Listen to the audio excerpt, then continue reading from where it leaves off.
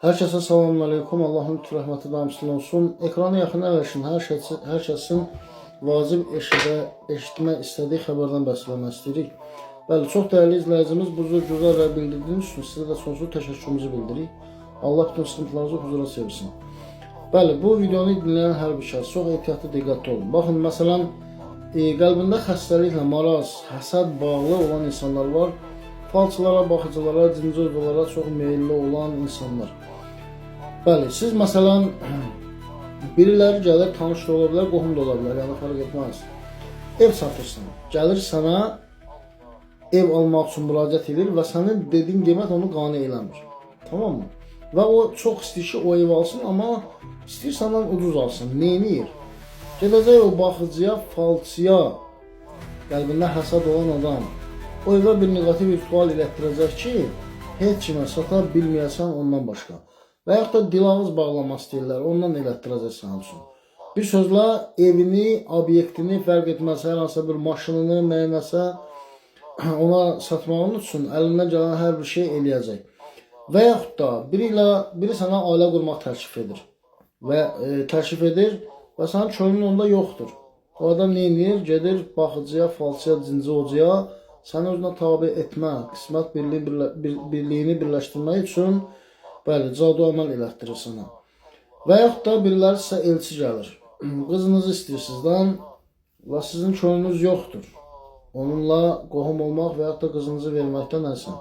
Və o adam neyniyəcək? Gedəcək falçıya, baxıcıya sizi razı salmaq üçün magiya, fal oxları ilə üzərinizdə taarruz edəcək. Və bu insanlara çox ağır təsir göstərir. Maide suresi 3. ayədə Allah Teala deyir ki, fal oxları ilə sizə qismət aramağınız sizə yasak olundu, haram qılındı. Bəli, fal oxları ilə birləşdirən qismət taleyin sonu bədbəxtlikdir. O iki insanın bir ailədə, bir evdə huzur içində yaşamaları mümkün deyil. Bədbəxtlikdən başqa heç nə olması mümkün deyil. Ya sonu boşanmadır onların, ayrılmadır. Ya sonsuzluqdur, evlad dünyaya gəlməməsidir və yaxud da xəstə şox dünyaya gətirməsidir və yaxud da xəyanət içində huzursuz bir bədbəxt ailə həyatı. Bəli, üçüncü bir variant yoxdur. İki variant bədbəxtlik, üçüncü də bədbəxtlik.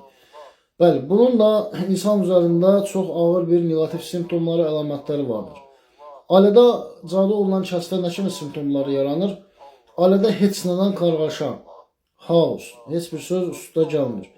Böyük kiçik dinlənməz olur. Həmin evdə çox ağırlıq olur. Yəni o otağa girdiyin zaman, əgər evin içində cadu eliblərsə, o otağa girdiyin zaman orada dəhşət ağırlıq hiss edirsən, dəhşət sıxıntı çəkirsən və həmən oranı tərk etmək istəyirsən. Bədəndə fizioloji olmayan təbabət elminin yəni çarəsini tapa bilmədiyi, sağalda bilmədiyi xəstəliklər. Bədəndə ləkələr əmələ gəlir. Xına ləkəsi, göyərtilər, səpkilər, yara töhmələr. Bəli, bu cür şəkildə heç bir dərman, heç bir müalicə öhdəsinə gələ bilmir. Şiddətli baş ağrıları, sinir ağrıları, kürəkdə sancılar, bəli, ilik ağrıları, göz görmə qabiliyyətinin zəifləməsi, eşitmə qabiliyyətinin zəifləməsi, anidən çəki vermə, anidən çox şiddətli kökəlirsən və yaxud da anidən çox dəhşətli dərəcədə arıqlamaya başlayırsan və bu cür paranormal hadisələr. Bəli, həkimə gedirsən, həkim sənə sağlam olduğunu bildirir, amma sən ağrıyırsan. Rentgen sənin ağrıyan yerini ortaya çıxartmır. Cadu qoymur ki, ağrıyan yerini təyin edə bilərsən ki, müalicəni alasın. Bəli, təyin etsən belə aldığın müalicədə fayda eləmir, xeyir göstərmir. Yuxuların tamamilə bərbad. Ölmüş insanları, diri insanları ölü tez-tez görməyə başlayırsan.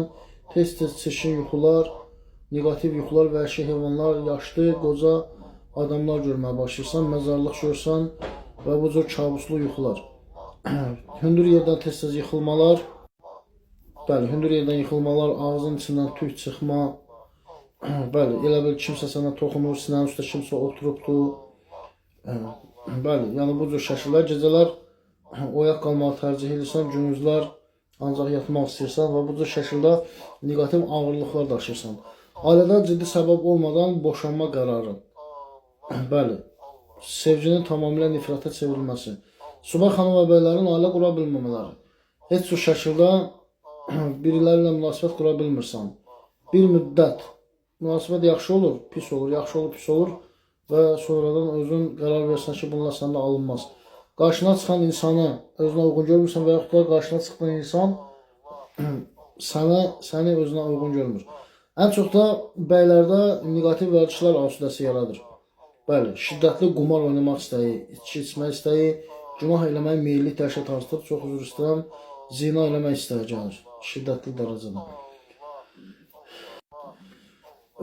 Deməli, sağlam insanın anidən vəfat etməsi, zamansız ailədən vaxtsız ölümlər baş verməyə başlayır. Cadu əməl insanın həyatına son qoya bilirmi? Bəli. Niyə qoya bilir? Çünki sıxıntılar arda-arda gəlir. O insan bütün hər bir şeyi ürəyinə verir. Bəli, verir ürəyinə və düşərəmə, kalp krizi və yaxud da yəni ürəkdə problemlər yaranır və bu cür şəkildə anidən yəni nəfəs darlığı və yaxud da bu cür şeylər vücuda gətirərək insan həyatını təhlükəyə ata bilir. Şuuraltı ağır travmalar yaşayır insan. İntihar cəhdləri və düşüncələri, yaşamağa həvəsinin azalması. Namaz qılan insan anidən namaz qılmama qərarına gəlir. Dua zikr eləmək çox ağır gəlməyə başlayır o insana. Ruzi bərəkətin tamamilə aşağı düşməsi. Nə qədər işləsən də, çalışsan da, çabalasan da bir türlü irəli gedə bilmirsən. Hamıdan çox işləyənsən, hamıdan çox geri gedəndəsən. Ətrafında səndən fərasət qabiliyyətcə zəif olan insanlar səndən daha irəlidə, daha yaxşı gəlir gətirir, daha huzurlu, daha sevinclidir. Problemlər arda-arda gəlir. Bəli, sıxıntının birindən çıxmamış, digəri artıq başının üzərində. Bəli, ətrafında olan insanlar da səndən sanki soyur, uzaqlaşmağa başlayır. Heç kimlə anlaşa bilmirsən. Tez-tez iş yeri dəyişirsən və yaxud da ümumiyyətlə iş yeri tapa bilmirsən və bu cür ancaq sənə kənardan o başına gələn negativ sıxıntılar, hadisələri izləmək qalır. Nə qədər istəsən də ki, bir şeylər cəhd göstərib nəsə eləyəsən, yenə də alınmır. Bütün işlərin alt-üst olur. Sanki biriləri izləyir, düşüb arxanca, hara gəlsən takip edir səni. Bəli, qulağa fısıltı gəlmələr, heç kimin eşidə bilmədiyi sözlər, səslər, heç kimin görə bilmədiyi negativ varlıqlar, heç kimin duya bilmədiyi qoxular, burnuna çox pis qoxular gəlməyə başlayır. Mədə bulanmalar, yəni gözlərin görmə qabiliyyətinin azalması, eşitmə qabiliyyətinin azalması və bu cür şəkildə üzərinizdə bir çox negativ simptomlar yaratmağa başlayır. Və bunların hamısının çıxış yolu. Bunlar necə eləyirlər? Zulmani kodlaşdırma deyilən bir şey var. Yevreyca üçün Tövrat ayələrin yerlərini dəyişdirərək və sağdan sola oxuyaraq sizin məlumatlarınızı o ayələrin içinə yerləşdirərək ayə əksitası göstərirlər və fizik nöqtəsindən müsəllət dəvət edirlər üzərinizə. Və bunların hamısını bərpa edən rəhmani kodlaşdırmadır ki, rəhmani, rəbbani, batılnamə heç bir caduya şans buraxmır. Yedizdirmə olsun, bastırılma olsun, məlumatlarınızı olsun, əşyanızla olsun, fərq etməz, nə olursa olsun, ən ağır cadının öhdəsindən gəlir əvvəlallah. Sizə cadını eləyən kəs sizdən məsafədən eləyir də, yəni gəlib yanınızda eləmiş ki. Bir çox hallarda amma yəni onlar yedizdirmə, çizdirmə cadusu eləyə bilirlər. Yemək pişirdiyiniz yeməyin içinə sehirli, tilsimli su və yaxud da hansısa bir qida, ərzaq qatırlar və salam. Həmin adamın evi yıxıldı. Ailədə anidən çevriliş başlayır negativliyə doğru. O müsəlliflərin çəkindiyi və heç bir şəkildə taarruz edə bilmədiyi, təsir edə bilmədikləri Peyğəmbər məktubı var. O Peyğəmbər məktubu mütləq sizin başınızın altında olmalıdır 40 gün. Və o Peyğəmbər məktubu başınızın altına qoyduğunuz zaman şifrəli dua ilə, zikirlə aktiv hala gəlməlidir ki, sizin bütün mənəvi məlumatlarınızı bağlasın. Bəli, 40 gün ərzində kəlmə-kəlmə başlayır yerləşməyə nəfsinizin başınızın üzərinə. Və artıq heç kim sizin həyatınıza və ailənizə faloxlarla təsir etmə yetkisində olmur. Bəli, bu haqda daha ətraflı məlumat kim istəyirsə WhatsApp-la əlaqə saxlaya bilər. Mənəvi cüzləri dəyişmələr zadar hamısı hədiyyə olur üstündə və şifrələrin dəyişdirməsi də bizdən sizə bədava ücretsiz olur. Bəli, iş tamamilə rəhmani kodlaşdırma zəmanətlidir, müsbət nəticə qaçırılmazdır. 4 samavi kitabın kodlaşdırması, Quran, İncil, Tövrat, Zaburun bütün məlumatlarınıza şifrələnməsi, kodlaşdırması. Videonu bəyənib, takip atıb fikrinizi bildirməyi unutmayın.